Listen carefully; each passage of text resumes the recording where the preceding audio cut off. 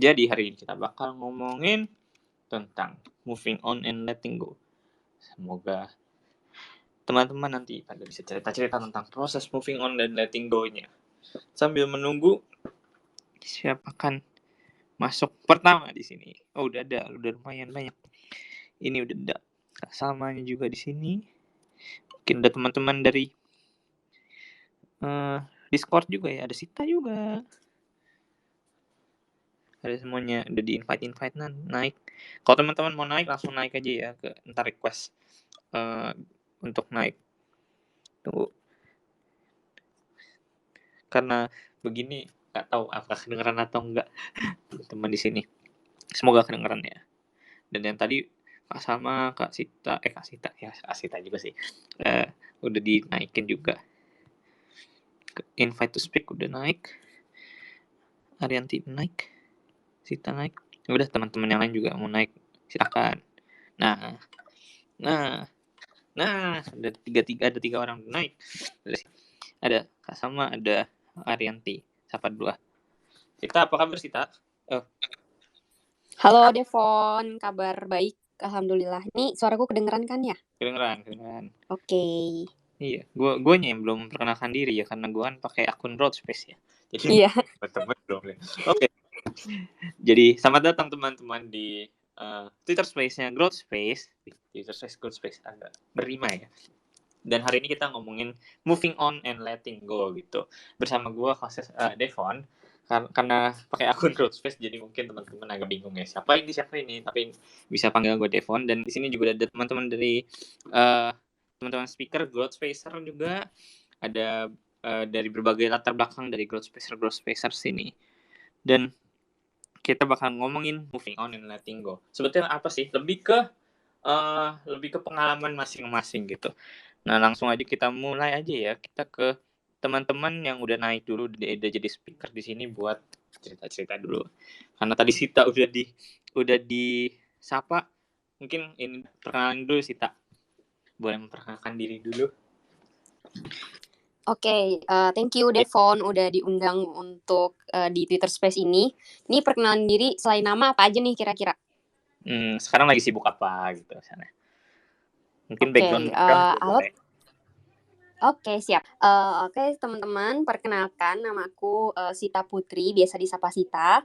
Saat ini kesibukannya aku sedang berkuliah Magister Psikologi Sains di Universitas Gadjah Mada, Fakultas Psikologi gitu. Dan aku punya podcast, kalau teman-teman baca display name aku itu Stoikes ID, itu bahas terkait filsafat stoikisme. Buat yang tahu atau pernah baca buku Om Hendry Manapiring terkait filosofi teras, nah itu adalah filsafat stoikisme kayak gitu. Oke. Si podcast stoik ya. Nih, yes. teman-teman bisa ngecek tuh podcast stoik yang gue sendiri pun juga dengerin gitu, dan senang sih dengerin cerita dari Sita tiap minggunya gitu ya. Kadang ada guestnya juga ya. Iya, betul. Berapa minggu ini lagi ada guest, jadi bisa ada perspektif yang berbeda dari teman-teman. Oke, nah mungkin Sita mau cerita-cerita gini, kalau ngomongin moving on ya, letting go, ada nggak Sita pengalaman moving on dan letting go gini?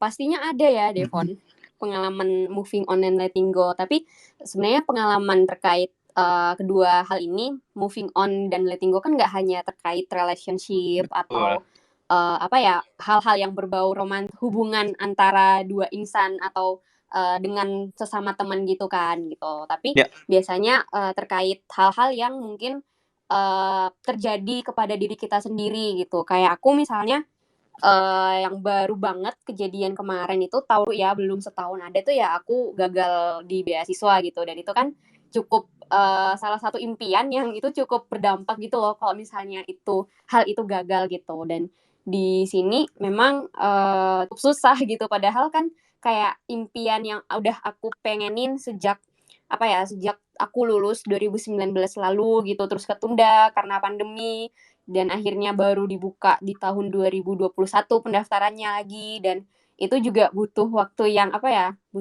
untuk persiapan yang nggak sedikit gitu, dan banyak hal yang memang harus dikorbankan dulu kayak gitu.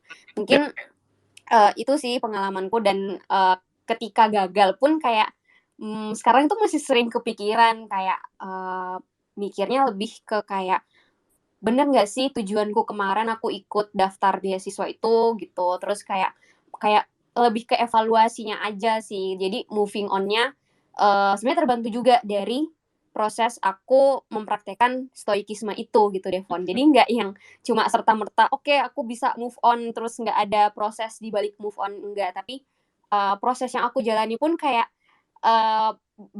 berawal dari berbagai macam, apa ya, latihan-latihan juga dari pengalaman-pengalaman gagal yang sebelumnya. Mungkin kayak gitu sih kalau aku. Mhm.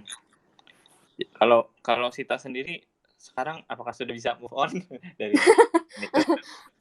Kalau dibilang sih udah 90% ya, aku udah bisa move on gitu. Cuma, yang masih aku kurang, apa ya, kurang sreg itu kadang ngelihat temen yang sebenarnya aku tahu aku juga mampu gitu. Nah, pikiran-pikiran kayak gini, Fon, kadang itu susah untuk mencapai 10% sisanya untuk move Heeh. on gitu. Jadi kayak aku ngeliat, wah dia kan maksudnya, bisa dibilang kita itu sama-sama berjuang gitu dan, apa ya, sering ngasih support bareng gitu, Ya. apa-apa mesti, sama gitu. Tapi kenapa ya dia gitu, kenapa aku juga enggak, bukan bukan maksud untuk membandingkan, tapi kayak aku tahu kemampuanku itu tuh, di level yang kayak gimana gitu loh, tapi kenapa ya dia, ada hal apa sih gitu, yang kira-kira, aku tuh bisa mencontoh dan aku terapin di diriku. Jadi kadang itu sih yang masih bikin aku, belum mencapai sepenuhnya untuk move on. Jadi kayak masih 90%-an untuk Mhm. move on-nya. Nah, gue nggak apa ya, gue mungkin nggak akan bahas 10%-nya dulu nih, mungkin ke Mhm. 90%-nya ini. Apa yang Sita lakuin sehingga bisa nyampe 90% ini, ada nggak? Pastinya ada. Jadi, aku itu kan praktek stoicism itu kan udah, hampir 2 tahun ya, Hmm. podcast itu juga udah ada hampir 2 tahun ini Ya. gitu. Dan yang aku lakuin pertama kayak, sebelum aku mendaftar, aku bikin tujuanku dulu gitu. Hmm. Nah, ini step-nya yang biar memudahkanku kalau misalnya terjadi hal-hal buruk yang tidak sesuai dengan ekspektasi gitu. Ya. Hmm. Jadi aku bikin tujuanku, aku tulis atau enggak aku catat di buku atau aku tulis di dinding, pokoknya apapun lah gitu aku tempel yang kira-kira aku bisa ingat gitu. Hmm. Aku tulis tujuanku, kenapa aku pengen ikut, pengen daftar beasiswa ini, untuk apa nantinya gitu, Ya. dampaknya ke aku apa, kayak gitu. Hmm. Setelah itu aku berusaha tuh mempersiapkan segalanya kan. Jadi kan beasiswa itu kan banyak ya kalau mau disiapin, dari tes TOEFL, terus belajar buat, tes kemampuan dasarnya, ada macam-macam lah itu. Aku bikin jadwal dari situ. Aku bikin jadwal, hari ini belajar tentang ini, besoknya belajar terkait, tes TOEFL-nya. Terus, udah punya timeline sendiri gitu. Hmm. Setelah itu, aku, selalu, apa ya, bilang minta doa lah istilahnya, ke orang tua, kayak minta Ya. doa restu gitu kan, itu paling penting ya, karena ridho orang tua kan kalau dalam agamaku itu ridhonya aku juga gitu. Betul.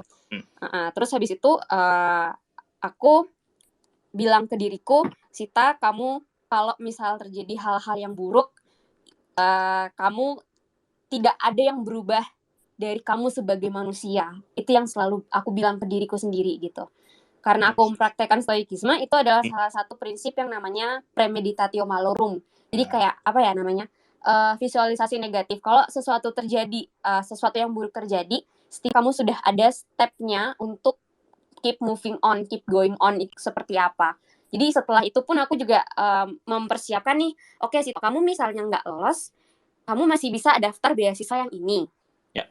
Gitu. Kalau misal pun nggak lolos, setidaknya kamu sudah pegang letter of acceptance (LOE) dari kampus tujuanmu gitu. Di Ya. mana aku udah lulus duluan ceritanya. Kemarin Hmm. tuh aku udah lulus duluan di UGM.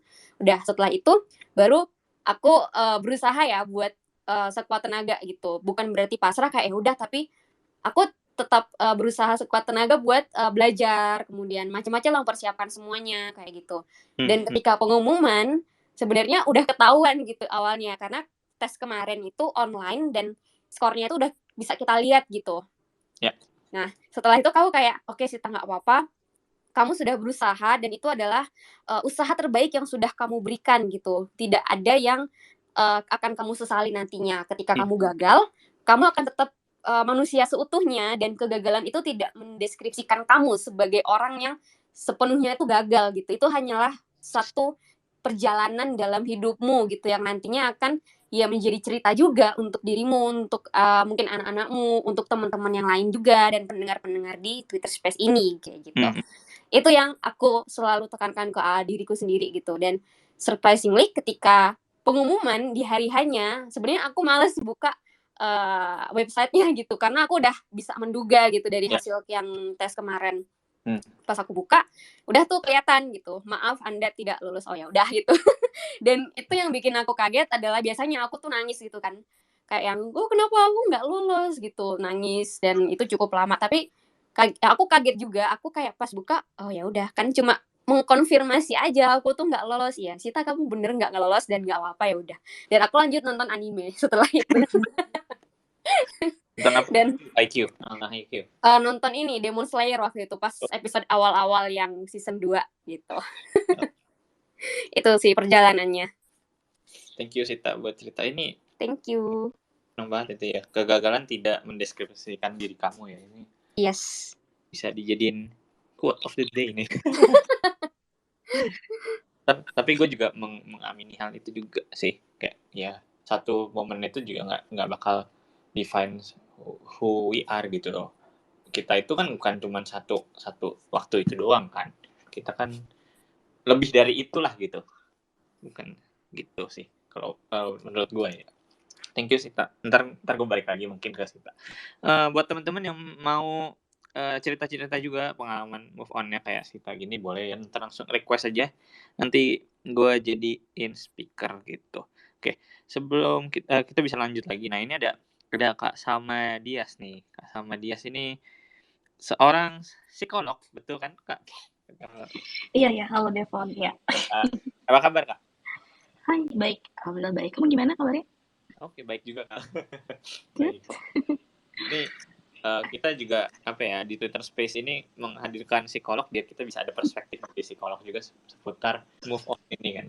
Terus kemarin kalau boleh cerita sedikit pas ngobrol, pas ngajak Kak Salma ya buat moving on dan letting go, langsung waduh bahasannya. Iya. Karena memang menarik. Topiknya cukup menarik dan memang kadang jarang untuk di highlight orang juga sih untuk how to move on dan let go ini. Iya. Karena sebenarnya kayak kadang ada kesulitan juga ya orang buat move on segala macam untuk let go ya. Nah, kalau mungkin kita dari sisi psikolog gitu, sebenarnya move on itu apa ya? Move on dan letting go ini apa sih? Bisa ada definisinya nggak gitu loh? Sebenarnya definisinya lebih ke ketika kita sudah bisa cukup menerima dan berdamai dengan pengalaman yang nggak menyenangkan tadi gitu ya, dengan kegagalan, dengan berakhirnya sebuah hubungan, dengan belum berhasilan kita gitu, yang biasanya ditandai dengan perubahan emosi gitu. Jadi emosinya jadi lebih tidak jadi awalnya begitu gagal tadi misalnya Kak Sita, yang awalnya mungkin marah-marah, kesel, terus kayak menyalahkan mungkin diri sendiri dan orang lain, ketika sudah berproses dianya udah bisa melihat tadi kalau dari Kak Sita udah bisa lebih melihat kalau oh ternyata aku gagal di sini tidak membuat aku tidak berharga, aku tetap berharga sebagai manusia, terus aku masih bisa nyari beasiswa lain dan lain sebagainya gitu. Jadi emosinya sudah berubah, meskipun pengalaman masih ada, kita masih ingat betapa kita gagal kemarin, betapa kayaknya kita kecewa masih ada gitu kan, masih pengalamannya masih ada, cuman emosinya udah berubah. Jadi let go dan move on itu bukan berarti kita lupa ya sama pengalamannya, tapi kita ingat dengan dengan emosi dan dengan thoughts yang agak berbeda dari yang awal gitu. Jadi move on berarti bukan melupakan ya hal-hal yang iya betul. Kayak kita kayak biasa kayak mau move on udah mau melupain semua ya nggak bisa juga kali ya. Nggak bisa. Coba dong, gimana sih cara melupakan? Saya juga pengen tahu, kalau pada tahu kita nggak bisa. Kita melupakan kecuali kita kecelakaan terus gagal otak terus lupa mungkin. Tapi kalau enggak, manusia sebenarnya pada dasarnya nggak akan pernah lupa sih sama pengalaman-pengalamannya. Sinetron banget ya tadi. Oke. Jadi kayak move on itu berarti ya berarti kita bisa berdamai lah dengan menerima kondisi dan pengalaman dengan dia apa adanya pengalaman itu sebenarnya. Oke. Jadi bisa menerima. Oke. Nanti saya kembali lagi ke Kak Sama buat Sure. nanya lagi. Terus kita dengerin cerita-cerita teman-teman yang lain dulu ya, Kak. Boleh. Oke. Sini udah ada Titi Arianti. Ya, halo. Ya. Halo. Halo Arianti. Apa kabar? Sibuk apa sekarang? Sekarang aku punya bisnis. Apa tuh? Kue kering. Wih, Alhamdulillah. Menjelang Lebaran ya. Ya. Ya, silakan promo. Sayangnya masih belum bisa kirim ke luar kota sih. Jadi di mana? Aku itu kalau yang ada di daerah Tuban, Bojonegoro, sama Surabaya diusahain. Oh, oke. Tuban dan Bojonegoro ya teman-teman, kalau di sini ada bisa tuh langsung kontak ke Arianti juga ke Twitternya atau kita bisa ngobrol-ngobrol juga ya di Discord gitu.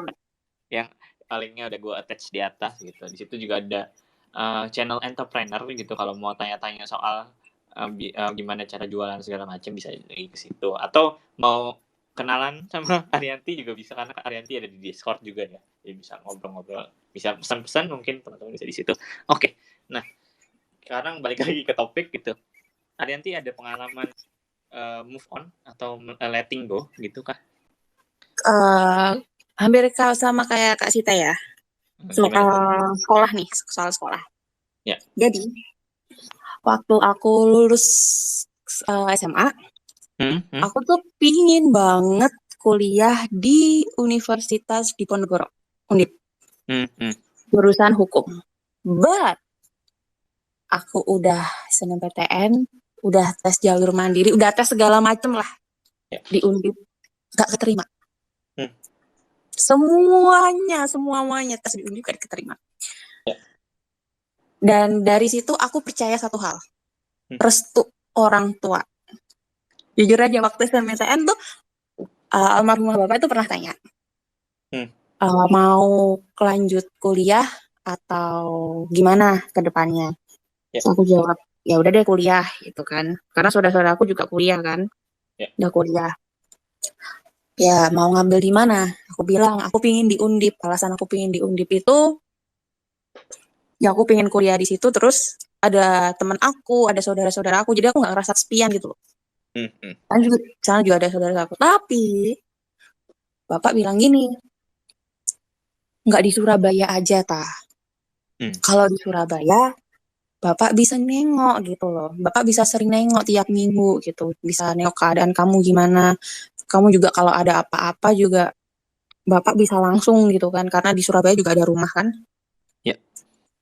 Terus aku bilang, nggak mau. Aku pokoknya pengen nyoba Undip dulu gitu. Ya sudah. Tapi sebenarnya bapak itu nggak mau. Nggak mau aku kuliah di Undip. Karena aku anaknya emang rada keras. Kayaknya ya udah diiyain aja. Terus segala tes segala macam nggak masuk gitu kan. Terus ketika tes di Surabaya itu pilihan terakhir. Ya. Pilihan terakhir aku keterima di Universitas Negeri Surabaya jurusan Ilmu Komunikasi. Itu pilihan terakhir, aku taruh di paling bawah dan keterima. Itu rasa kayak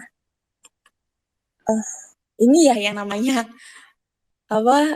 ridho ya, di agamaku ridho orang tua itu ridhonya Allah gitu. Jadi kayak ya sudahlah. Itu kayak ya sudahlah, ya emang demi kebaikanku juga kan. Orang tua juga bisa sering nengok gitu. Jadi kayak nerima akhirnya. Ya mau gimana? Terimanya di Surabaya gitu kan. Padahal itu udah pilihan terakhir itu. Awalnya sih kayak ada penyesalan sih, kenapa ya kok nggak keterima ya? Segala tes segala macam aku juga udah belajar dan lain sebagainya. Tapi ya mau gimana? Di Undip jurusan sama ya? Enggak, hukum. Oh, hukum. Oke. Aku ambil hukum. Oke, lanjut. Nggak keterima, ya sudahlah. Lalu gimana setelah itu? Ya udah, akhirnya aku kuliah di Surabaya. Oh, jadi masih ini ya, move on dengan ini ya jadinya. Bisa move on-nya gimana tuh dengan gak keterimanya?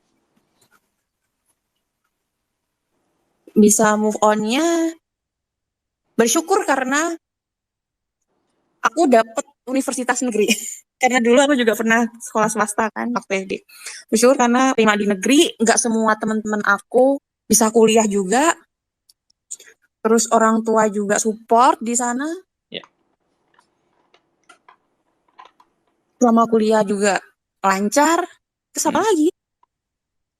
Gitu kayak ya udah emang maunya Tuhan kayak gini gitu loh. Sama aku juga pernah tuh kalau di akademik itu waktu SMA. Gimana? Waktu SMA lagi aku tuh dulu sebenarnya pingin banget jadi astronot. Aku pernah cerita di Discord. Oke. Aku punya cita-cita dulu tuh jadi astronot gitu kan. Jadi astronot karena aku dari SMP itu emang suka yang namanya, bukan dari SMP juga, dari kecil malah. Itu suka yang namanya antariksa gitu. Kayak perbintangan, macam-macam segala macam. Kayak dunia luar angkasa gitu aku suka banget. Sampai bude aku tuh ngasih aku kayak buku bergambar gitu loh, buku ensiklopedia tapi soal luar angkasa kayak gitu-gitu. Aku sampai dibeliin kayak gitu kan. Kayak waktu SMA ada ekstrakurikuler astronomi. Oke, wow. Aku cobalah masuk kan. Coba masuk, das. Ternyata otak aku nggak cukup, nggak mampu. Otak aku nggak kuat yang namanya fisika. Oh, karena fisikanya itu. Iya, jadi kayak ya mau gimana? Jadi satu soal itu ya, Ron. Itu jawabannya tuh bisa panjang banget, padahal cuma cari yang namanya kecepatan cahaya. Oke. Kayak gitu itu kayak Gue juga nggak sanggup nih, nggak sanggup banget. Ya udah deh. Mau kalau aku ntar jadi astronot tapi otak aku nggak mampu juga, kasihan juga orang yang mempercayai kepercayaannya ke aku gitu kan. Ya. Akhirnya ya udah menerima kalau ya karena saya sudah tahu kemampuan saya sampai di mana, saya juga sudah berusaha. Ya sudah. Nah, aku juga pernah lihat nih kayak koreksi ya Kak yang tahu soal psikologi. Itu kalau kita ada kayak emosi gitu, ada tahap di mana denial, terus habis itu terakhir itu ada acceptance. Ya kan? Ya. Aku tuh sempat kayak denial, kayak bisa nih.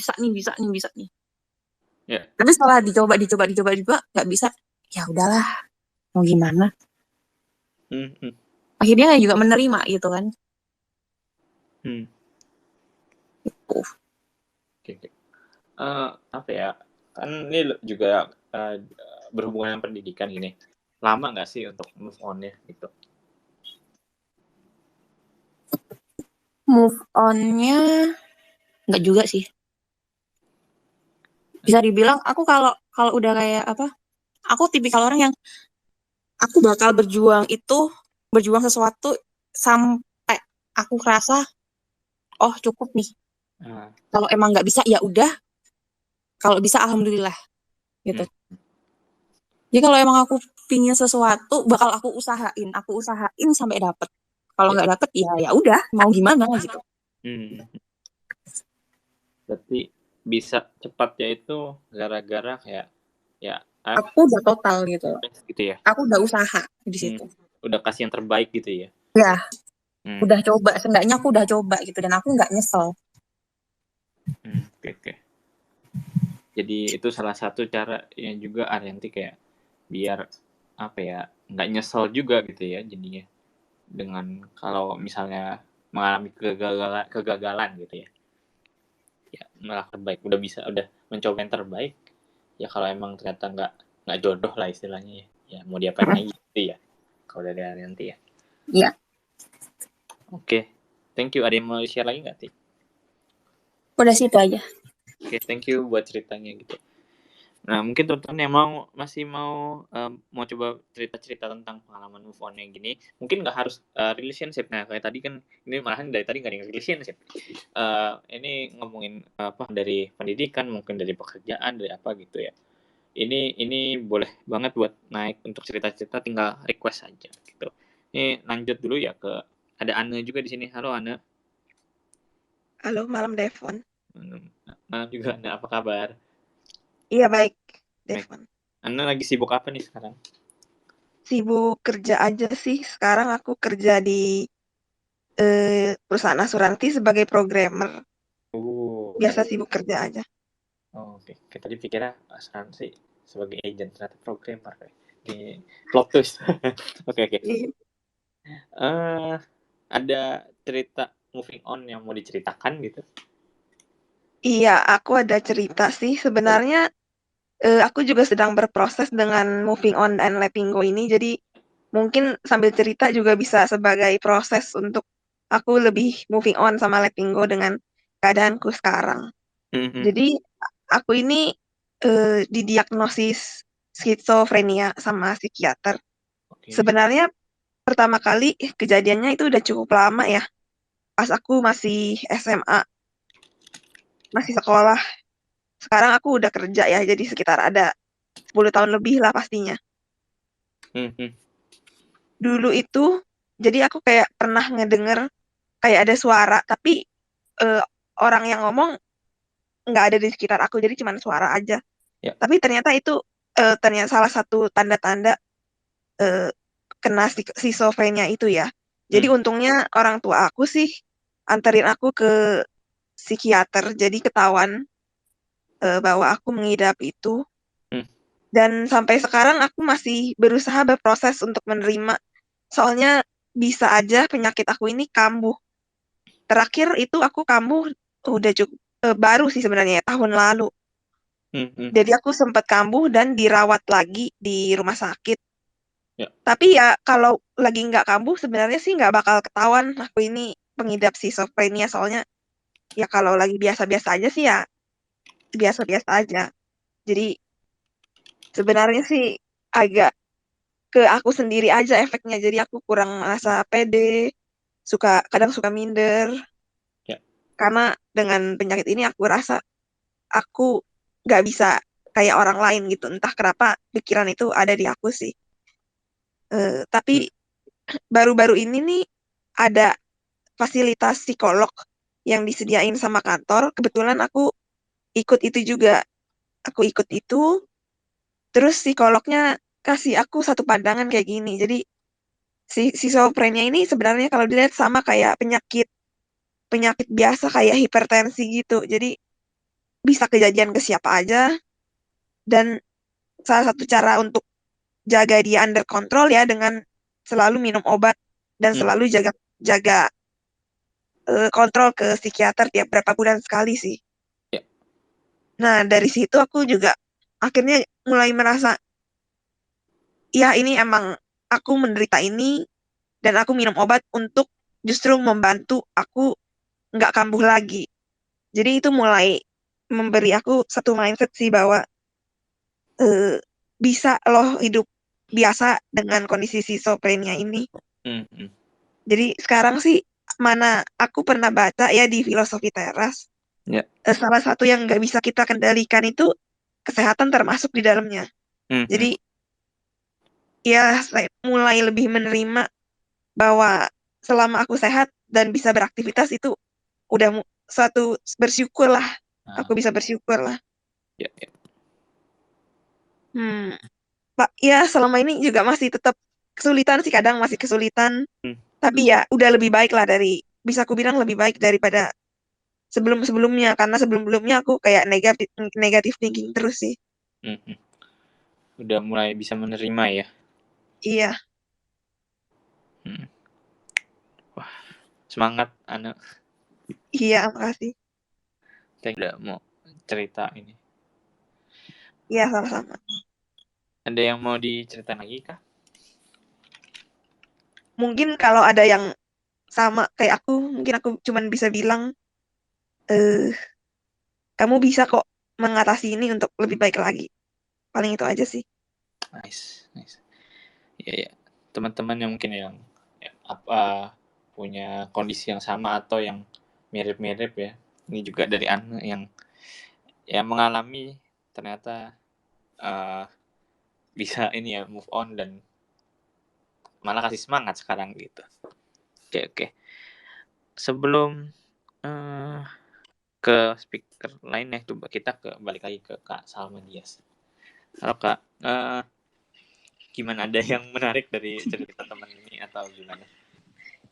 Iya, aku agak surprise aja karena teman-teman di sini malah ceritanya bukan soal relationship gitu. Karena biasanya moving on dengan Tingko ini kan sangat relate dengan relationship kan. Cuman ternyata di sini teman-teman banyak yang ceritanya di luar relationship gitu ya. Bahkan terakhir Kak Anda cerita tentang kondisinya juga yang mau nggak mau memang akhirnya memaksa dalam tanda kutip Anda sendiri untuk berproses menerima kondisinya dengan lebih utuh gitu karena again apa ya kondisi itu kan kita nggak minta kondisi itu gitu kan itu di luar kendali kita gitu dan ya it doesn't really mean anything karena kita jauh lebih berharga daripada apa yang terjadi ke kita satu waktu itu gitu jadi ini menarik banget tuh topiknya karena agak out of the box di luar ekspektasi aku awal gitu.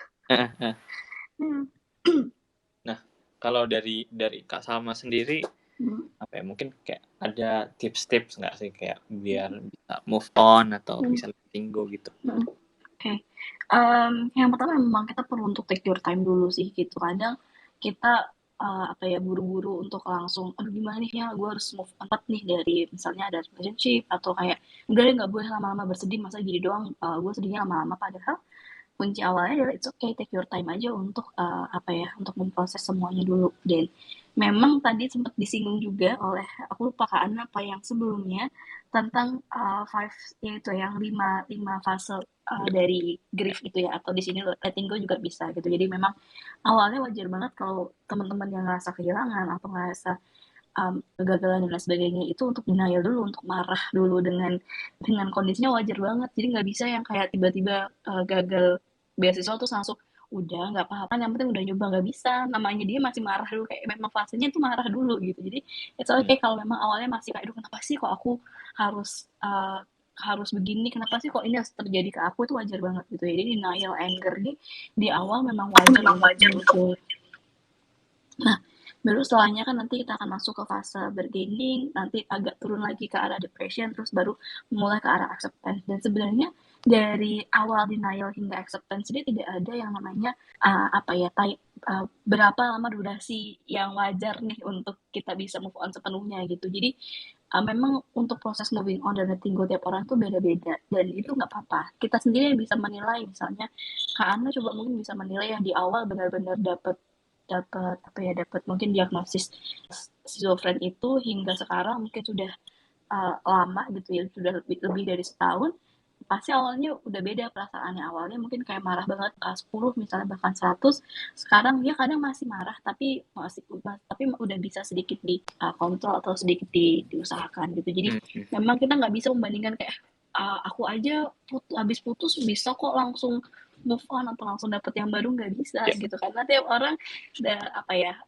tiap orang punya model yang beda-beda juga untuk bisa move on dan letting go dan itu nggak apa-apa sama kitanya paham sama journey-nya kita sendiri kitanya juga nggak diem doang dan nggak ngapa-ngapain ya selama kita masih berproses dan something it's good enough gitu.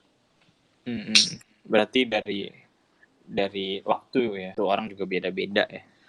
Iya benar. Jadi teman-teman kalau merasa apa ya kayak move on itu sebetulnya ya butuh waktu gitu ya nggak terjadi sekejap aja gitu.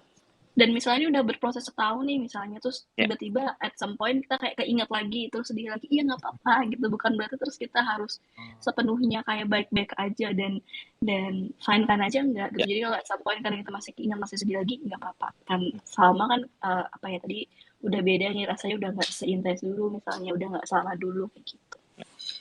Berarti walaupun kita udah nerima tapi ya kalau keinget ya masih bisa aja gitu lah ya. Iya nggak apa-apa gitu. Jadi it's okay gitu ya ketika emang ada kejadian-kejadian gitu. Nah teman-teman kalau ada yang mau nanya mumpung juga ada Salma sebagai psikolog atau mau nanya pengalaman teman-teman yang tadi udah cerita boleh ya langsung request aja untuk naik gitu nanti di accept gitu. Nah karena Salma juga udah open mic mungkin dari Kak Salma ada cerita-cerita nih tentang move on ya.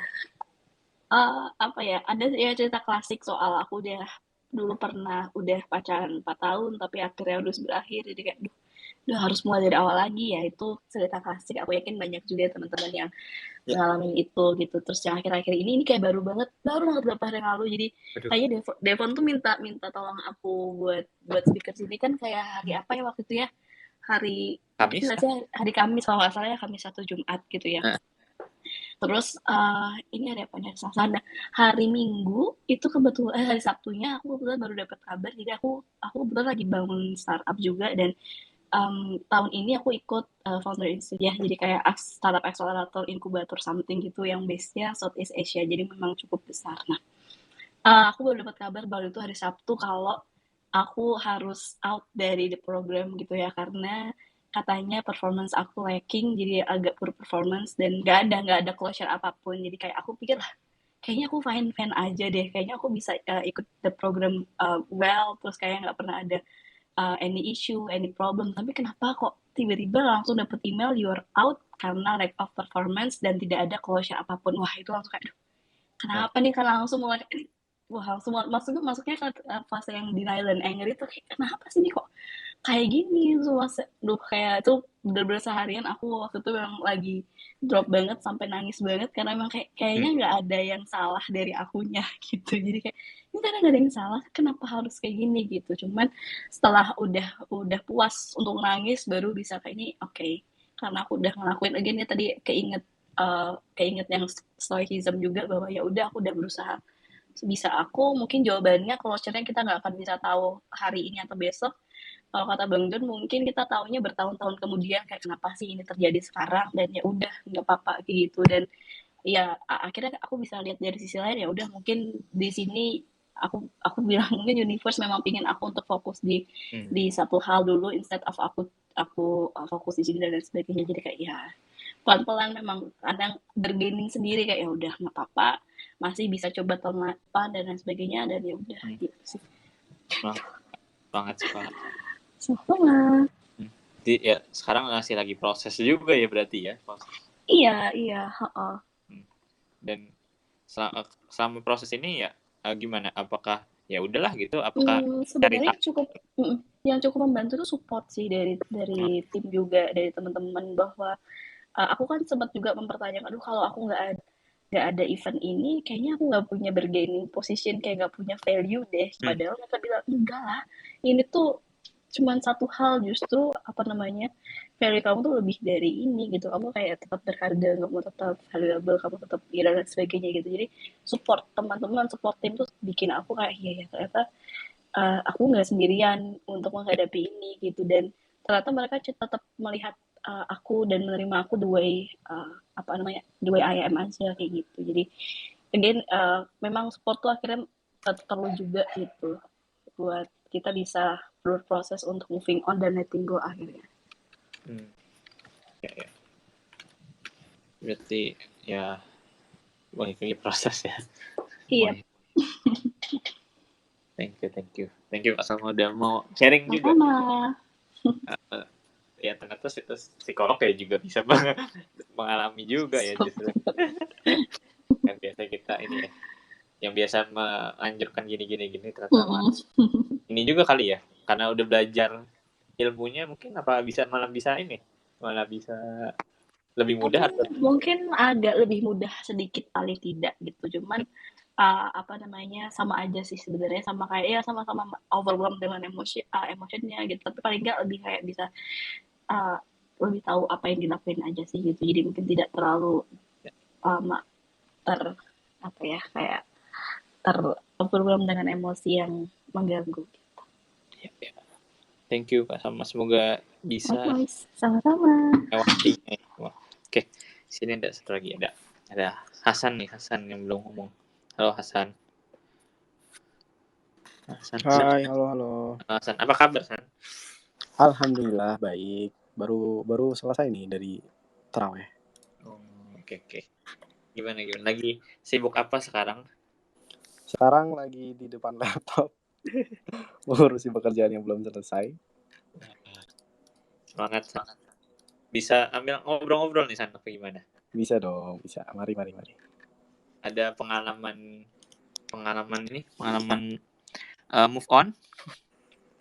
Ada. Jadi tahun lalu ini kayaknya tadi tuh aku dengerin semuanya tentang pekerjaan, ada yang tentang ini ya, kayaknya aku akan, ya salah satunya tentang relationship, kayak Kak Salma tadi 4 tahun berhubungan tiba-tiba putus dan lupa move on gitu ya, dia bingung caranya move on gimana. Nah, aku pun mengalami hal yang sama gitu.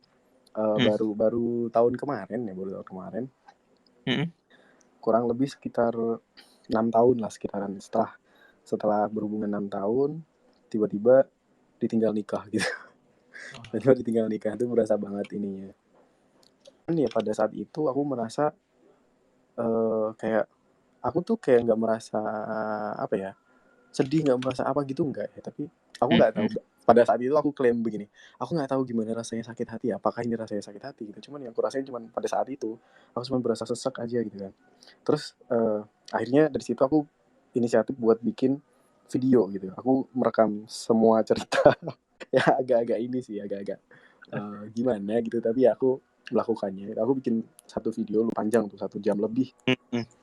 Aku ceritain segala macam tentang si orang itu dan aku upload ke YouTube. Tujuannya biar aku lebih mudah cerita ke orang yang aku percaya, sehingga aku bisa dapat feedback kayak gitu. Jadi daripada aku cerita ke setiap orang gitu kan, yes, aku pengen cerita nih, tonton aja videonya gini, terus feedbackmu kayak gimana. Kayak gitu. Nah, kemudian yang aku rasakan tuh begini, aku seakan-akan tuh membuktikan bahwa cowok itu kalau misalkan putus, berasa sakitnya, berasa sedihnya itu setelah beberapa saat kemudian, entah beberapa minggu, beberapa bulan kemudian gitu. Sebaliknya kalau cewek putus ya pasti langsung nangis gitu biasanya. Nah, kayaknya kemarin tuh aku merasakan itu gitu. Nah, kalau dari sisi psikologis mungkin nanti Kak Salma juga bisa membantu menjelaskan kira-kira kenapa seperti itu gitu loh. Gitu. Bahkan di saat kejadian itu gitu ya, di saat benar-benar terjadi saat itu tuh, malamnya tuh aku masih bisa bekerja sampai jam 2 pagi gitu. Terus aku sebelumnya aku kan cerita ke seseorang gitu ya. Terus dia bilang gini, kamu tuh istirahat kayak gitu, kamu istirahat bentar, nenangin pikiran gitu. Terus aku kirimin foto, nih aku bahkan masih bisa kerjanya sampai jam 2 pagi nih. Terus dia bilang gini, kamu tuh robot apa manusia sih gitu. Dia bilang terhantam masalah yang menurut dia berat, tapi aku masih bisa bekerja sampai jam 2 pagi gitu. Kayak aku pikir ya aku merasanya, oh ini kerjaan ini mungkin aku bisa bilang sebagai distraction untuk tidak memikirkan itu gitu kali ya. Aku merasanya kayak gitu. Lalu temen gue bilang, kamu ini robot apa manusia sih gitu. Kok kayaknya nggak sedih, tapi ternyata ya setelah beberapa hari, beberapa minggu setelah itu kayak aku mulai berasa ininya gitu. Tapi sekarang ya alhamdulillah sudah move on. Ini ya, waktu tadi yang gue cukup bisa highlight yang bikin video itu sih. itu menarik sih buat gue, apakah dengan buat video itu jadi bisa kayak mengeluapkan ya perasaan gitu ya. Jadi bisa apa ya, kayak jadi dipindahkan emosinya ke dalam video gitu. Iya kali ya, kayak gitu mungkin ya. Mungkin coba saya tanya ke Kak Salman nih, apakah kayak ini termasuk kayak metode journaling juga kali ya, jangan buat Iya. video. Ini pada dasarnya kan apa ya, kita express our feelings and thoughts aja, dan ketika kita expressing sebenarnya medianya bebas banget gitu. Kita bisa nulis, kita bisa coret-coret, bisa gambar, bisa tadi ya bikin video gitu ya. Bahkan kadang kalau misalnya beberapa klien yang mungkin kesulitan untuk describe describe it in words, biasanya aku minta untuk coba deh cari lagu patah hati playlist dan kamu karaoke gitu. Mungkin ada 1-2 lagu yang bisa menggambarkan apa yang kamu rasain, dan nggak apa-apa gitu. Yang penting kan sebenarnya emosinya keluar, nggak disimpan sendiri, nggak dipendam sendiri, dan ya udah ketika udah keluar biasanya kita udah agak enakan, jadinya bisa lebih berpikir jernih sih gitu. Iya. Sama tadi tuh mungkin pertanyaannya Hasan, apakah laki-laki ini proses move on-nya beda gitu apa gimana?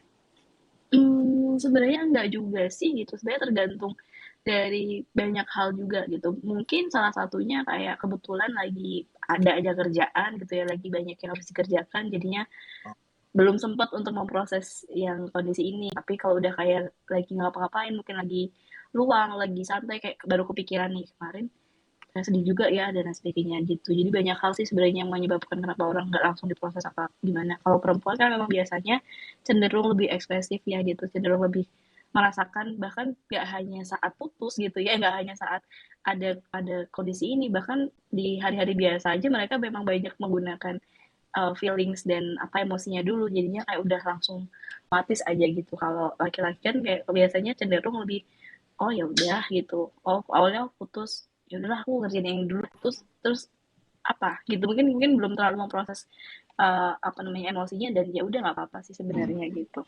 Iya. Mungkin justru kayak belum bisa memproses emosinya ya ternyata. Iya benar mungkin kayak ini apa ya rasanya ya gitu, makanya bener ketika Kak Hasan ya apa kayak gini ya ternyata rasanya patah hati ya gitu. Iya betul, aku merasa kayak gitu. Terus jadi aku pikir gini, mungkin dengan apa namanya, dengan butuh waktu gitu kan, tadi kan tentang kalau cowok sedihnya agak lama. Jadi aku merasa apakah seolah-olah kita tuh harus menyempatkan waktu untuk bersedih seolah-olah gitu. Jadi kan kalau di aku kan tadi pas kejadiannya aku banyak kerjaan, akhirnya yus aku kerja banyak gitu untuk nge-distract dan tidak berpikir itu. Nah ketika udah slow nih kayaknya mumpung ada waktu nih aku mau sedih dulu. Mungkin bukan bersedihnya kali ya kalau dari aku, tapi lebih ke kita menyadari apa sih sebenarnya kita rasakan saat itu gitu. Apapun itu, mungkin gak hanya sedih, mungkin ada rasa kecewa, ada rasa marah, ada rasa anything, mungkin ada pikiran-pikiran tertentu kayak gitu. Jadi apa namanya menyempatkan diri untuk menyadari apa yang terjadi gitu. Jadi lebih acknowledge aja sih gitu. Baru setelahnya mau diapain pengalamannya itu case yang beda, tapi paling tidak kita nggak mengabaikan, kita nggak menyimpan sendiri, kita nggak mendem sendiri kayak gitu. Oke. Aku baru sadar ternyata aku sakit hatiku tuh mengikuti jejaknya Awkarin. Oh. Kenapa? Bikin video putus ya? Iya, video putus kan itu. Dia kan diupload di YouTube tuh. Nah, gue diupload di YouTube, tapi kan di private gitu. Kirimin ke email gue dong. Aduh. Will nangis-nangis nggak, Kak? Enggak dong. Cuman bukan dan bercerita aja gitu. Thank you San untuk berbagi. Kayaknya menurut gue pun juga mungkin kalau ada feeling yang nggak enak itu lebih seneng dengan mungkin nggak bikin video ya, kayak nulis sih, kayak tulis apa yang gue rasain gitu langsung sih, kayak hari ini ngerasa gini itu gue berasa kayak memindahin perasaan gue ke buku gitu loh. Itu sih menurut gue salah satu metode yang lumayan manjur ya buat gue pribadi ya. Atau mungkin nanti gue bisa bikin video juga, kayaknya seru juga tuh ya, jadi ada visual jadi gue bisa nonton lagi saat itu gue lagi rasa apa. Coba tuh. Atau kayak Awkarin aja ya. lagi. Oke. Thank you San buat ceritanya. Ada lagi nggak yang mau diceritain kan? Apa ya? Ada sih ini sedikit tentang pekerjaan gitu kan. Jadi tahun lalu kan gue memutuskan untuk resign karena beberapa hal gitu yang kemudian akhirnya aku menyadari bahwa aku berada terlalu dekat pada sebuah objek di area pekerjaanku itu, sehingga seolah-olah mataku tuh tergelapkan oleh hal itu gitu. Jadi aku yang ada tuh melihatnya objek ini tuh jelek aja, pokoknya segala macam yang berkaitan sama ini nih negatif aja semuanya. Padahal ya sebenarnya pasti ada sisi baik yang bisa aku lihat gitu. Akhirnya belakangan ya mungkin setelah setengah tahun setelah itu aku menyadari ya mungkin aku harus mundur, aku harus mengambil langkah ke belakang untuk menjauh dari sesuatu yang menutupin mata itu gitu kan, sehingga aku bisa melihat areanya lebih luas, bahwa ada titik-titik terang gitu ya di lain, sehingga aku bisa melihat sisi baik dari si objek itu gitu loh. Kayak gitu. Oke. Jadi ini dalam konteks kerjaan juga ya. Jadi iya. Soalnya pada waktu itu ya cukup nyedot energi banget gitu. Akhirnya aku putuskan kayaknya aku harus take a step back gitu kan. Dengan begitu akhirnya aku bisa lebih tenang, bisa lebih legowo gitu ya, menerima semuanya, karena oh ya ada sisi baik ini yang masih bisa aku ambil gitu, ada sisi baik ini yang ada pada objek itu gitu. Ya. Oke, jadi ya melihat dari perspektif lain lah gitu ya. Betul. Jadi kan buat ceritanya. Jadi ada 2 cerita dari segi relationship dan dari kerjaan gitu ya. Kalau gue boleh cerita sedikit di kerjaan juga, gue pun juga sempat gitu ya dulu. Pekerjaan pertama gue diberhentikan gitu. Baru walaupun 3 bulan doang, karena gue udah berekspektasi gitu, gue pengen melakukan ini. Akhirnya diberhentiin gitu, rasanya kayak aduh patah hati banget gitu, kayak gue udah membayangkan gue mau ngapain aja dan berhentiin karena katanya not good enough lah gitu, kayak harus belajar lagi gitu. Ya udah akhirnya gue mencoba untuk relain, ya udah, dan fast forward ya sekarang ini gue lebih happy sih dengan pekerjaan gue sekarang daripada yang dulu gitu loh, kayak jauh gitu, kayak dulu bener-bener stres gitu, kayak bolak-balik mau pergi ke kantor aja 1/4 gaji gue itu udah habis buat transport gitu segala macam, terus gaji pun juga telat dibayar segala macam gitu, kayak itu stressful karena kemarin itu gue kayak udahlah yang penting pengalaman dulu gitu, dan terus jadi bersyukur gitu, malah kayak udah 3 bulan doang di situ dan sekarang lebih baik lagi sih gitu. Nah, ini sudah ada yang request lagi dari tadi, kayaknya udah mau naik nih. Halo, ini udah connect belum? Halo Kak Ilham, bisa open mic nggak nih? Udah. Tes. Nah. Oh iya, Kak Devon dulu aja. Gimana? Dilanjutin udah. Kak Devon dulu aja. Ceritanya udah tadi. Jadi ya sekarang gue udah dapat lebih baik ya, jadi udah bisa move on lah gitu, kayak itu jadi salah satu pengalaman berharga buat gue juga kerja di tempat itu gitu ya kan. Mungkin pun kalau misalkan gue nggak di sana, gue gak di posisi gue sekarang gitu, kurang lebih gitu. Sekarang lanjut nih ke Kak Ilham, ada yang mau diceritain nggak nih Kak? Ini nggak kedengeran nggak suaranya orang ngajinya? Ada sedikit. Maaf ya, soalnya ini di kos dekat sama masjid. Nggak apa-apa. Oke. Mulai dari mana ya? Ada nggak pengalaman move on gitu yang mau diceritain? Pengalaman letting go gitu, sesuatu gitu. Untuk sekarang sih masih proses ya. Yang tadi cerita di Discord juga. Gimana Bu? Mungkin boleh diceritain lagi ke teman-teman di Twitter Space. Oke. Jadi kan kelas balik saat SMA pertama kali kan ketemu itu di event Jejepangan. Terus saat itu dia masih punya pacar gitu. Yeah. Tapi dia crush gitu sih sama pacarnya, maksudnya kayak ada pertengkaran, terus yang pacarnya itu ambisius banget, terus kayak dia kan kakak kelas ya, dia itu pas kelas 3, terus cuttingnya yang kelas 3, dia kelas 2, jadi pas kayak alasannya fokus UN lah. Nah, klasik. Ya klasik. Terus setelah itu dia pas UN kalau nggak salah itu dia break, udah putus, akhirnya dia cerita lah ke aku, itu masih dalam batas teman. Setelah itu ya udah kita mulai deket itu karena sering cerita dia deket sama siapa, terus aku deket sama siapa gitu, aku minta saran, dia minta saran, ya masih kayak sekedar teman. Ya. Oke. Terus makin lama kan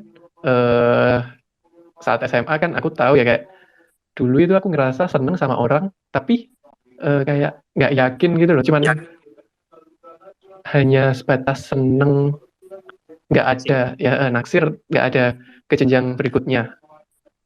Nah, klasik. Terus sama dia kan jurusan desain ya, dan aku juga tertarik dengan desain dan art gambar gitu.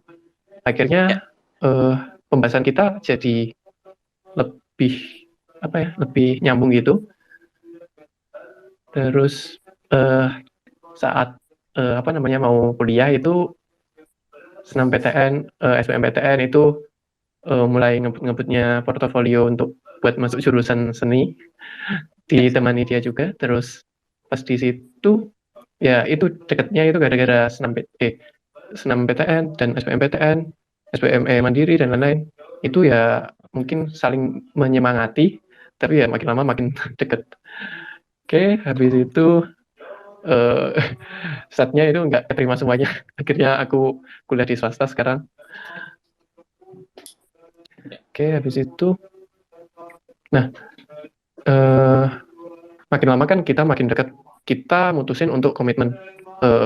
Aku udah bilang kalau keluargaku bakal prohibit banget soal pacaran untuk aku sendiri. Soalnya aku anak laki-laki terakhir di keluargaku. Jadi ya gimana ya, mungkin keluargaku juga punya harapan besar kan, agar tidak pacaran untuk fokus ke karir dan ke depannya. Aku sih fine-fine. Tapi mungkin dulu awal-awal sering keras karena dia pengen pacaran gitu. Oke. Tapi makin lama dia makin ngerti kayak, ya udah wes nggak apa-apa, komitmen aja. Terus aku juga pernah bilang kalau aku bakal kenalin dia ke orang tuaku semester akhir. Terus sebenarnya aku sama orang tua dia itu udah deket banget. Udah apa ya? Udah dianggap calon lah mungkin. Udah dikenalin kakeknya, neneknya. Kok nenek, kakeknya sama keluarganya gitu. Terus juga kalau sama orang tuanya dia itu kayak welcome banget sama aku. Terus dia juga ngerasa welcome juga sih, maksudnya kayak orang tuanya sama aku bisa saling komunikasi, saling klop gitu. Nah, di situ aku yakin kayak udah punya tanggung jawab kayak udah dapat restu, alhamdulillah. Mungkin kedepannya untuk ke jenjang berikutnya pun udah ada pegangan, komitmen, terus nanti pacaran ya bisa lah untuk kedepannya semakin lama semakin serius itu. Oke.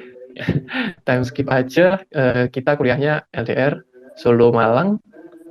Terus tapi karena ini kan sering di rumah ya.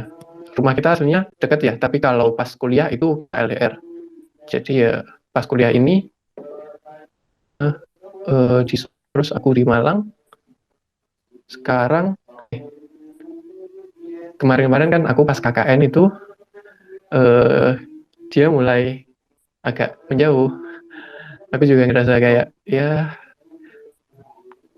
ada renggang gitu. Nah, sebelumnya itu sebelum KKN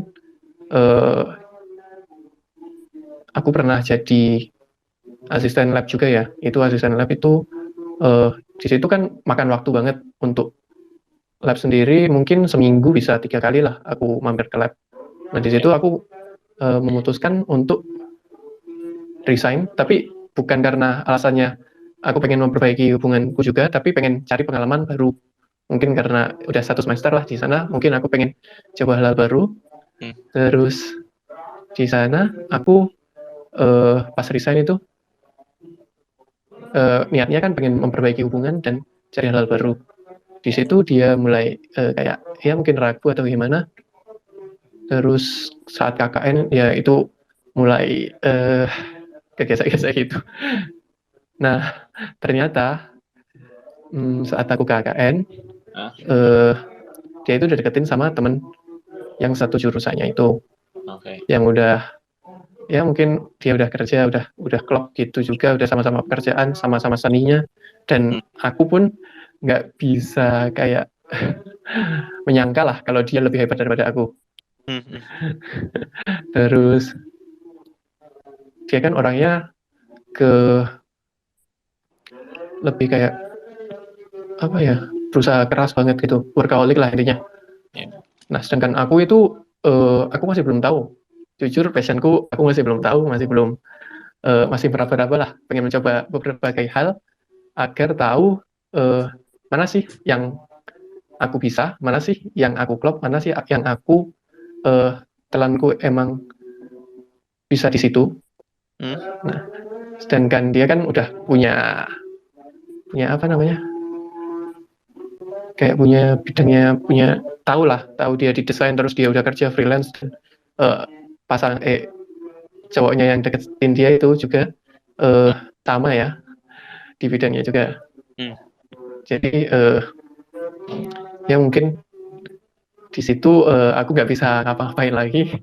Terus ya mungkin sekarang oh ya, sebelumnya ini pas awal tahun ini itu dia sama aku kayak memutusin untuk break, untuk istirahat sejenak gitu. Jadi biar jaga jarak gitu, dengan alasan dia pengen fokus ke karir dan kuliahnya. Oke, aku terima dengan alasan itu ya. Nah, mungkin Februari atau Januari akhir itu dia mulai cerita kalau ternyata dia dideketin. Nah, saat itu aku udah ngerasa kayak bingung, terus ya takut lah, orang yang di-commit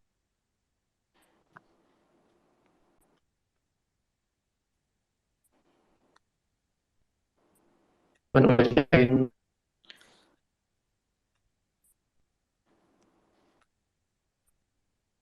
hampir 4 tahun mungkin sih.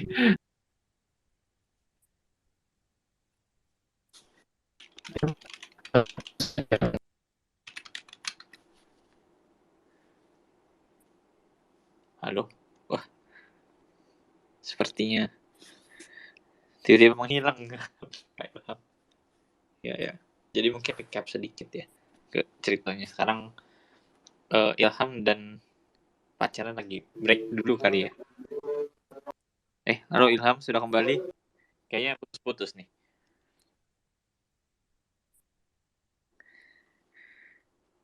Halo? Ya. Jadi karena pacarnya ada dekat-dekat dengan cowok lain gitu juga. Dan sekarang minta break dulu dengan alasan ya hilang orangnya ya. Dengan alasan mau fokus karir ya. Tadi mau topiknya hilang orang ya. Oke, semoga balik lagi. Oh, udah balik lagi. Ntar ya. Lihat dulu. Halo. Halo Ilham, sudah kembali? Apa-apa. Udah jelas ya? Ya, udah ada. Tadi sampai pertengahan sampai akhir Januari ya. Nah di situ dia kan mulai cerita kalau ada yang deketin, ya aku panik. Terus aku mungkin karena push over dia itu juga, jadi mungkin dia juga ngerasa kayak ya apaan sih, kan udah biarin dulu, biar aku, dia mintanya kayak waktu sendiri lah intinya. Dia nggak mau di-push gitu. Oke, aku kasih waktu sendiri, waktu buat fokus karir dan masa depannya. Oke, fine.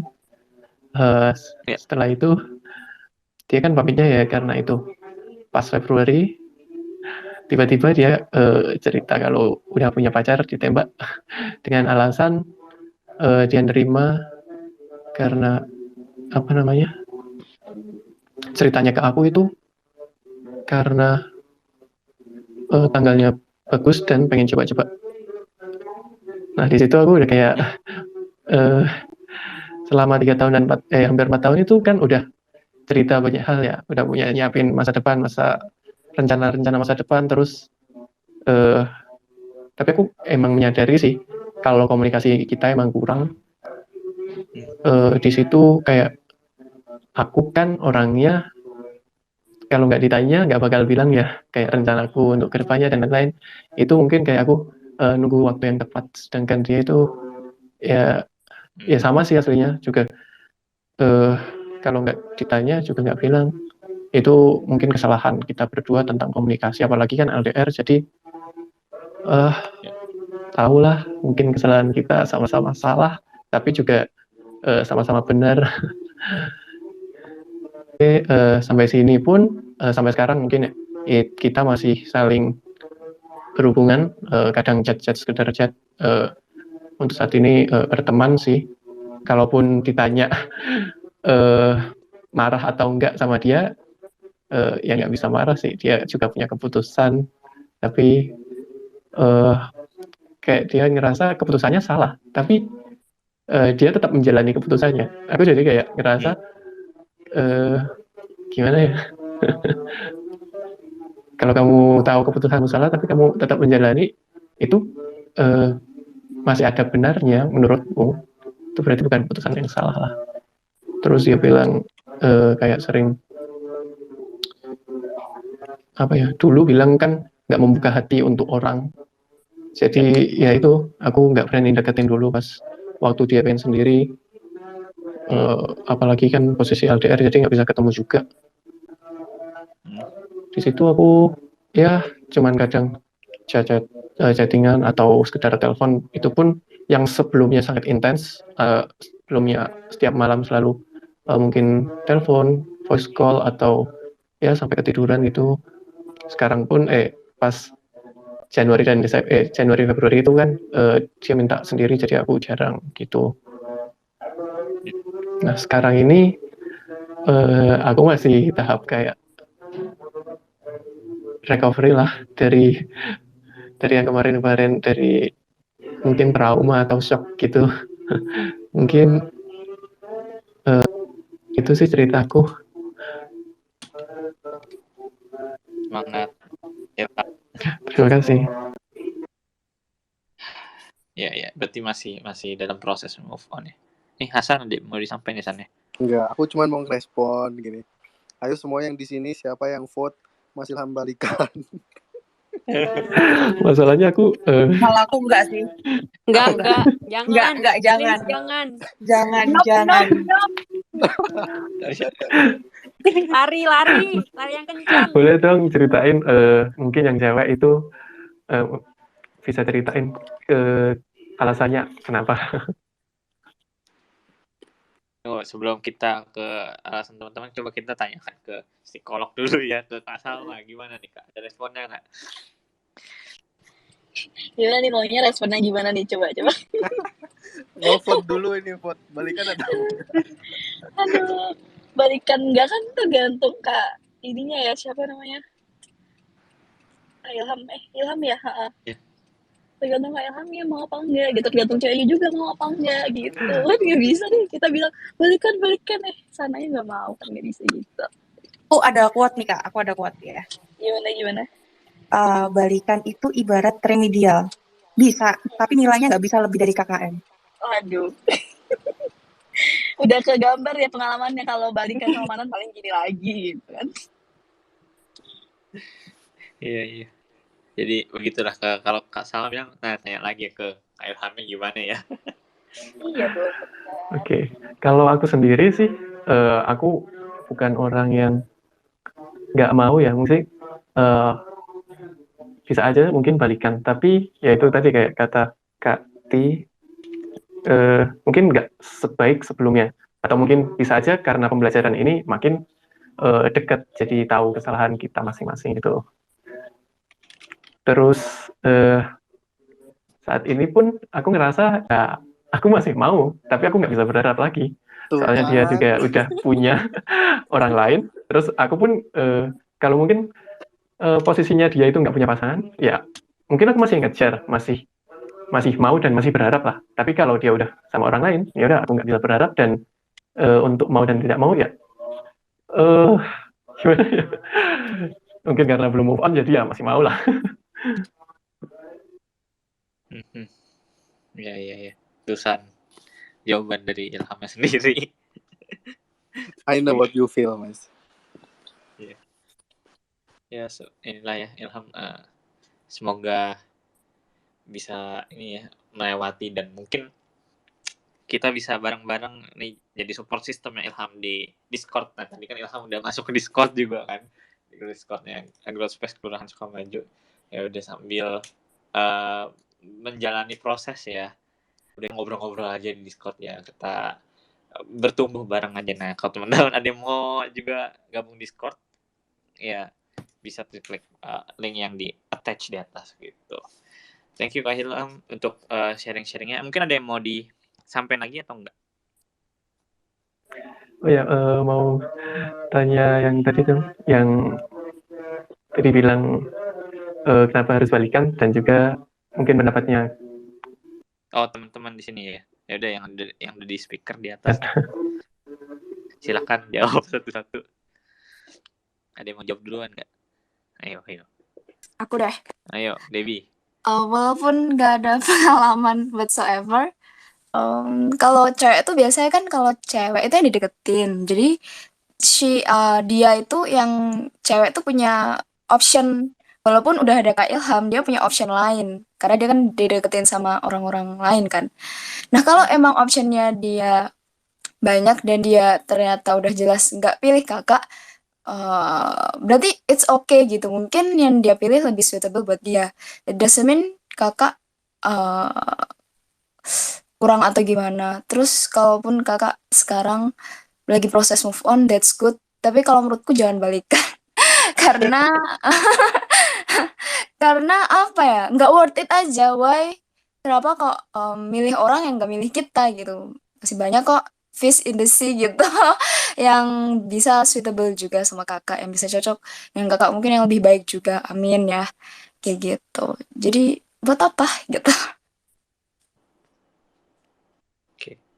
Oke, terima kasih Kak Devi. Ada lagi yang mau merespon Ilham?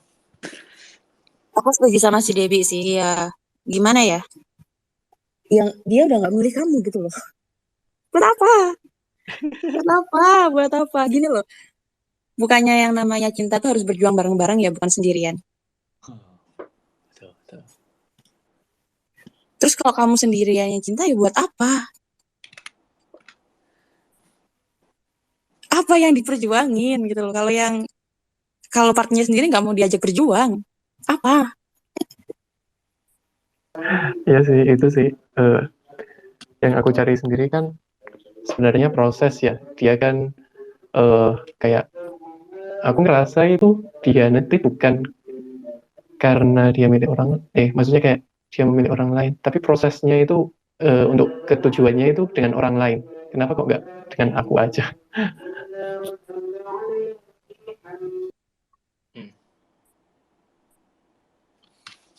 Oke. Thank you juga buat Arianti yang udah ngasih respon ya. Kalau ada lagi nggak nih? Mungkin ini teman-teman bisa ke Discord ya nih, bahas lanjut lagi nih di channel relationship sama Ilham nih, atau mau puk Ilham juga boleh tuh di Discord di channel relationship. Nah, oke. Ada lagi nggak Ilham nih yang mau disampaikan atau gimana? Apa udah oke, atau kita nanti ke ini aja ke di Discord aja? Ya, udah oke. Mungkin nanti bisa ke Discord aja, biar yang lain mungkin mau cerita. Terima kasih Kak. Thank you Ilham buat sharing ini. Gue seneng sih Ilham dari tadi di Discord juga udah semangat mau cerita. Oke. Nah, karena sudah 1 jam lebih gitu ya. Ini juga udah banyak cerita. Gue mau menutup gitu sesi kali ini, moving on dan letting go. Sebelum gue menutup sesi ini, mungkin di sini kan ada Sita sama Kak Salma juga yang sebagai Sita sebagai entusiasnya stoik, terus ada Kak Salma yang psikolog. Mungkin ada kata-kata penutup gitu. Mungkin dari Sita dulu, Sita. Apa yang kita bisa pelajarin dari sesi ini gitu. Mungkin ada bisa dihubungin sama stoiknya juga nih. Oke, thank you Devon. Menarik ya pembahasannya, macam-macam, apalagi yang dari Kak Ilham gitu. Aku jadi mengingat-ingat kenangan ya. Jadi flashback. Tadi gue juga back sih. Iya, dikit gitu. Nanti deh kita bahas di Discord aja ya. Kalau dari aku kata-kata terakhirnya tuh, yang namanya letting go dan move on memang tidak hanya akan tercapai dalam 1 malam gitu, kayak tidak bukan melalui kayak proses. Setelah teman-teman dengar ini pun pasti nggak akan yang hore besok aku move on dan letting go, nggak kayak gitu karena prosesnya itu adalah suatu perjalanan juga yang harus kita nikmati sebenarnya. Aku juga cukup lama bisa move on dari mantanku sebelumnya gitu, dan juga dari pengalamanku yang nggak lolos beasiswa, dan juga dan pengalaman-pengalaman hidup lain yang pahit gitu. Tetapi yang aku pengen tekankan adalah segala proses untuk move on itu juga adalah sesuatu hal yang juga harus kita syukuri gitu. Karena dalam stoik pun kan ada yang namanya amor fati, di mana kita tuh mencintai takdir kita gitu. Ketika misalnya melalui sedang berusaha untuk move on saat ini, sedang berusaha untuk melepaskan pengalaman-pengalaman tersebut, ya bukan berarti yang kayak Kak Salma bilang harus dilupakan juga, tetapi embrace that moment gitu loh, kayak oh iya aku dulu pernah ya kayak gitu, pelajaran apa yang bisa aku ambil dari situ gitu. Dan aku setuju juga yang dibilang Bang John yang kita nggak tahu apakah nantinya itu akan berguna untuk kita suatu hari nanti, pengalaman-pengalaman pahit itu gitu. Dan itu nanti yang akan menempa kita kok ketika menghadapi hal yang sama, mungkin di satu waktu kita akan terbiasa aja gitu. Oh iya ya udah aku udah pernah mengalami hal ini, terus kenapa sedih ya sedih gitu, tapi bukan berarti harus diratapi terus menerus kayak gitu sih kalau dari aku. Dan mungkin itu sih, Devon. Thank you Sita buat kata penutupnya. Sekarang ke Kak Salma nih. Kak Salma gimana, Kak? Iya, udah lengkap banget sih tadi disampaikan sama teman-teman yang lain. Cuma ngerangkum sedikit bahwa satu pengalaman yang gak menyenangkan di hidup kita itu berarti hidup kita berakhir dan kita nggak berharga. You are more than that, dan kamu tetap berharga terlepas ketidaknyamanan yang dialami gitu. Jadi ya, life is too short untuk kita stuck di kondisi sekarang. Jadi keep moving on, keep doing something, karena ya hidup masih panjang juga sih gitu. Oke, jadi keep moving on karena hidup masih panjang ya. Sip. Dan masih ada hari esok. Kita benar. Iya, ini bridging. Masih ada hari esok.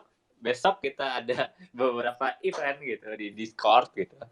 Jadi ada kita ada kupas habis tentang menjadi content creator gitu di Discord bersama Kak Dea Kursun besok jam 8 malam gitu. Dan hari Kamis pun juga kita bakal balik lagi ke Twitter Space. Ada nih ngomongin karir, soal seputar karir tentang freelancer versus full timer. Ini kayak menarik banget dan bakal banyak teman-teman yang sharing juga. Nah, kalau teman-teman mau ikut sesi ini bisa follow Twitter Growth Space sama join Discord Growth Space juga. Oke, kalau gitu terima kasih semuanya yang udah jadi speaker di sini maupun yang udah hadir di sesi Twitter Space ini sampai terakhir malah gitu. Thank you banget, dan gue tutup sesi ini. Jadi goodbye and good night. Bye-bye. Dadah semuanya. Bye. Bye-bye. Semangat Mas Ilham. Bye, thank you semuanya. Selamat berproses.